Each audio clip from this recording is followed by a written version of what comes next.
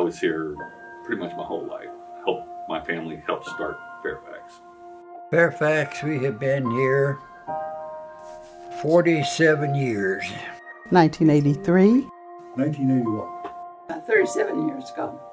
Our family came maybe in the spring of 1984. It was 1986.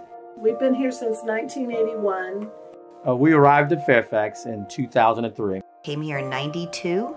We left in 94. Came back in 2003. We left in 2009. We came back in 2013, and we're still here.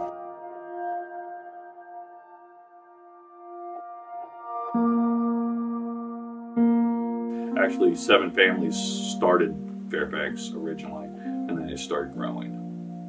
So. And your family was one of the 7 families? Yes. They were meeting in a schoolhouse when we came.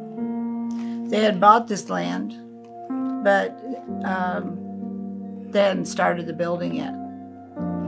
And once they started the building, all we could afford was for them to put the shell up of the building. And then all of the members, maybe 50 or more, put up the wall boards. We laid tile. We done all the painting. It was so much fun. It was just so much fun, and the group was just so happy to be doing all of this, you know. And it was really nice to have an auditorium that we could all meet in. There was no worship center that everybody currently sits in. The worship center, the auditorium at the time, was where the kids worship and nursery pod were. Oh, and there was also no teen room there either. So, yep, it was just the front door was still the fake front door. The back of the parking lot was all gravel. Yeah, so there's been a lot of physical changes to Fairfax since 1984. When they put the building up, they didn't have the balcony. And we were growing so fast that it was like a big U-shaped room upstairs for where we met and had parties and stuff. And they took the front part of that and blocked it off, and we built a balcony up there. But it wasn't fun to sit in it because it was so hot.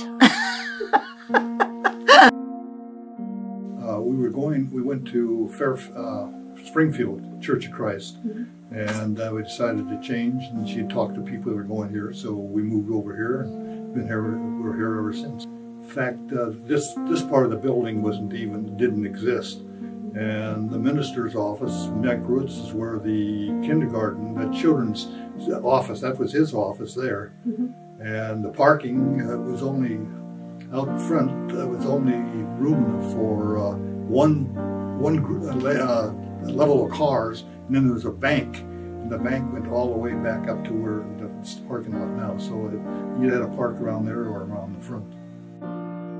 So I've been pretty immersed in the African American church culture. So Fairfax was a little different for us. I've been here and seen Fairfax just literally evolve. And as I said, at one time we had 1,000+ members. We were doing things outside of the stained glass windows. We literally were outside of this congregation in the community and bringing them in. We came to Fairfax, my sister and I. And oh my, it was just, I just fell in love with it. I've grown with it. I've grown an awful lot here. Had to change a lot of thinking, but still the fundamentals are all there. I think the Bible Action was one of my favorites because literally we transformed not only the building, not only the way we studied the Word, not only the way we were engaged, but we had more of our members engaged in being a part of their church family than I've ever seen anywhere or even here since. So we were high school, well, college age, young marrieds, young marrieds with little kids, young marrieds with older kids, not empty nesters. Yeah. There were a lot of great people at Fairfax that mentored us along the way. People that would open their homes and have these young couples that were just starting out, and they were great examples of married couples and families and Christian families that you wanted to someday become. And that was very enjoyable for us to be mentored under so many wonderful Christians. For us, it was comforting when we first came, because we were a young couple searching out our identity as a couple and searching out our Christianity. And there were a lot of, dare I say, don't get mad at me, friends. There were some older couples that we really looked up to as mentors. Lisa Bosley, Ellen Sergio, they were growing young families. Their children were very small at the point. DC and Judy Huffman, Frank and June Parker were some of the... Dick and Jan Garner. Dick and Jan Garner. They were families that really helped mold us as a young couple here at Fairfax. When we lost Bob and then we lost Sarah, very soon after that, I remember the heart, the level of love, the commitment to one another, and the commitment to Jesus as Lord, really taking another giant step forward, deepening, anchoring us in Him and to one another. That time was profound in this family. When I think about family, I do think about Fairfax, but these people have meant the world to us. They have been there through our moves that were difficult. They have been there through the deaths of our parents. We have dear, dear friends here from Fairfax that drove to be with us when our parents passed. On both occasions. On both occasions.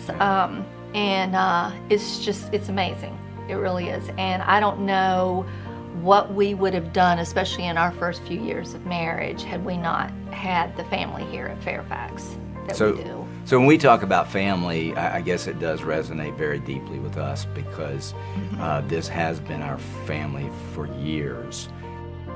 We came at Vacation Bible School. And as we arrived for VBS, all the kids, so as we arrived at VBS, we had visited all the churches in the area, and our goal was to visit Dale City, you name the churches, the Church of Christ in the area. And we came here next to last. We had one more place to visit. We came here week of VBS. The kids got to go to VBS, and so the next Sunday said, hey, it's time for us to go visit the last church. And Deb and the girls said, you can go visit the other church, but we're staying here. Needless to say, we've been here since 2003. Okay, so the real version is we came the Sunday before VBS, and the church was packed and it was decorated. It was just great. And the girls saw the church and all the decorations, and they came to us and said, this is where we're going to go to church, Mom and Dad. And we said, okay. There's always two versions. Always, yeah. Mine, the truth. It is. But a fond memory too was the potlucks. We used to have some fantastic potlucks. But it's like any Church of Christ potlucks, there was almost always a lot of food left over. So when you had a potluck, it's just automatic, you're going to be eating leftovers 3, 4, 5 days afterwards. Love the potlucks. Eat whatever you wanted. Stay faithful and love one another. And of course, my greeting is a hug. Always. Oh, pretty big. It's hard to hug him. I've been here and I toot the horn of Fairfax wherever I go. To stay grounded in what God speaks to us in His Word. If each one of us is focused on winning someone for Christ, then that really, I mean, you think about the impact that we can have on this community, because as we win, then other people come and do the same thing. The whole idea of discipling. We have an amazing community here that is virtually untapped, and they don't know who we are. And that's what I would really love to see change, is that this surrounding Chantilly, Greenbrier communities that are, you know, our boundaries. I would love to see us more in that area. And I think if we continue to have this focus on discipleship and then couple that with some more focus on service and community outreach, as Linda alluded to, I think that would be a very good thing. But I like this current trend of discussion and study and striving to be disciples and make disciples. That's been very refreshing, and I think we need to keep that and enhance that. Fairfax is so spread out. The members live so and far, you know, in different directions, that just be the salt and the light and who God called you to be in your community. You know, and be open to what that might mean for the future of Fairfax. My earnest prayer is that we would stay on our knees before God, surrendered to Him fully, because we love Him, because we can go back and see and say and recite and share so many stories and times that He has been active and present, that He has shown up and shown out loudly. Whatever it is that you have to hold on to, just hold on to it. And God's not going to let go. He is not. He is going to draw you back. He is going to shape you and mold you into what He wants you to do. Just hold.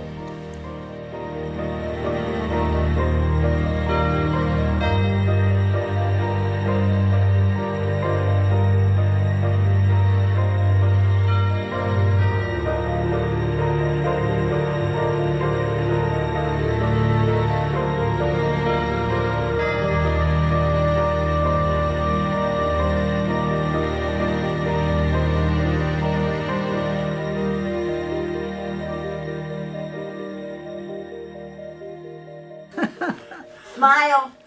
We're going to be careful how smile this happens, see? That's on video. You got to be careful how you smile.